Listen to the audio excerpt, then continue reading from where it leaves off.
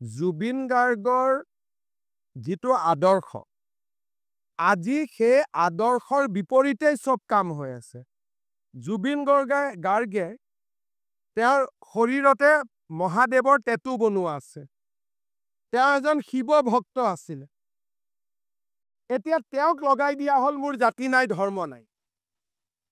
মোৰ জাতি নাই ধৰ্ম নাই তো কাঞ্চনজংঘা চিনেমাৰ এটা ডাইলগ।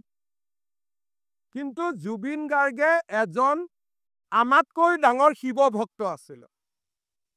তেওঁৰ ইয়াত চাব শিৱৰ ডাঙৰ টেটু। ৰীতা চৌধুৰীৰ লগত সাক্ষাৎকাৰত চাব তেওঁ বুজাইছিল তেওঁ কিমান শিৱ পূজা কৰে। আৰু মোৰ লগত বহুত ফটো আছে য'ত জুবিনে মন্দিৰত পূজা কৰা। জুবিনকতো নাস্তিক বনাই দিলে বাওঁপন্থীসকলে। যি জুবিন নাছিল সেইটো জুবিন বনাব চেষ্টা কৰি থকা হৈছে। সেইকাৰণে বিজেপিয়ে ৰাজপথত নামিছে যাতে প্ৰকৃত জুবিনজন হেৰাই নাযায়। হুৰ হুৰ হুৰাই দে গান কোনে গাইছিলে? এতিয়া সেইবিলাকে যিবিলাকক জুবিনে নমতা অতিথি বুলি কৈছিলে তেওঁলোকে জুবিনৰ সমাধিত আহি ভিৰ কৰি আছে। কয় জুবিনৰ জাতি নাই ধৰ্ম নাই। জুবিনৰ শ্ৰাদ্ধ 13 দিনীয়া 11 দিনীয়া সম্পূৰ্ণ হিন্দু নিয়ম মতে হৈছে নে নাই হোৱা? গতিকে জাতি নাই ধৰ্ম নাইতো কোনে উলিয়ালে? এই গোটেই জুবিনৰ সন্মুখত লৈ সনাতন হিন্দু ধৰ্ম দুৰ্বল কৰিব বিচৰা হৈছে। গতিকে এই কথাবিলাক আমি একমাহ নোযোৱা কাৰণে কোৱা নাছিলো। এতিয়া আমি সকলোকে বিতৰ্কলৈ মাতিছো যে আমাক দেখুৱাই দিয়ক জুবিনৰ ধৰ্ম নাছিল বুলি, জুবিনৰ জাতি নাছিল বুলি। কাঞ্চনজংঘা চিনেমাৰ এটা ডাইলগ তাক কিমান অপব্যৱহাৰ কৰি আছে বাওঁপন্থীসকলে আপোনালোকে চিন্তা কৰক। কয় আজি আপোনালোকে কৈ আছে যে বোমা কিয় মানুহে ফুটালে? কালি প্ৰেছ ক্লাবৰ ইলেকশ্যনৰ পিছত কিয় বোমা ফুটালে সাংবাদিকসকলে? দেৱালীত ৰাইজে বোমা ফুটালে সমালোচনা কৰিলে। কালি প্ৰেছ ক্লাবৰ ইলেকশ্যনৰ পিছত একেবিলাক সাংবাদিকে বোমা ফুটাই দিলে।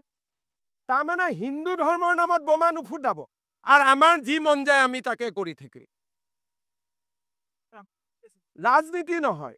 জুবিন যেন হিন্দু বিৰোধী আছিল, জুবিনৰ যেন ধৰ্ম নাছিলে, তেনেকুৱা পৰিৱেশ এটা অসমত সৃষ্টি কৰিব খোজা হৈছে যাতে উচ্ছেদ হ'বলগীয়া মানুহবিলাকে নিৰাপত্তা পায়। যাতে এই যি আমি এটা অসমক জাতি মাতি ভেটি বচাবৰ কাৰণে এটা আমি তীব্ৰ গণ চিন্তা কৰিছো তাক যাতে স্তীমিত কৰিব পৰা যায়। নেপথ্যত বাওঁপন্থীসকল অখিল গগৈ এইবিলাকে আছে, কংগ্ৰেছ। ক'ৰবাত এনেকুৱা নিয়ম দেখিছে নেকি যে সমাধিত গ'লো সাফৰেদি খুলি আমি তাতে মদ ঢালি দিলে? এইটো আত্মা ভগৱানৰ অংশ হয়। কি জুবিনক অসমীয়া জাতিয়ে কি মদেদি পূজা কৰিব নেকি? এইবিলাক নিয়ম কোনে কৰি আছে? যে জুবিনৰ বিষয়ে যাতে অহা 100 বছৰত এটা মানুহৰ মনত বিৰূপ মনোভাৱৰ সৃষ্টি হয়।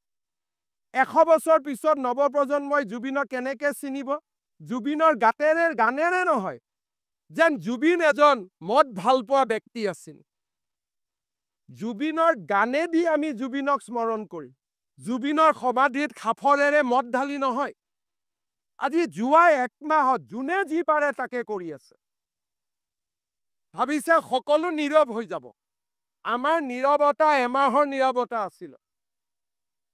এতিয়া ঢালকচোন কোনোবাই অহাকালিৰ পৰা। মই জুবিনক কেতিয়াও মদৰ লগত পৰিচিত ব্যক্তি বুলি জানিব নিদিওঁ। জুবিনক মই মায়াবিনী হুৰ হুৰ হুৰাই দে গানেৰে সমৃদ্ধ এজন জাতীয় বীৰ হিচাপে জানাৰ বাবে আমি কাম কৰিম। এইবিলাক কি চলি আছে? এইবিলাক কি চলি আছে?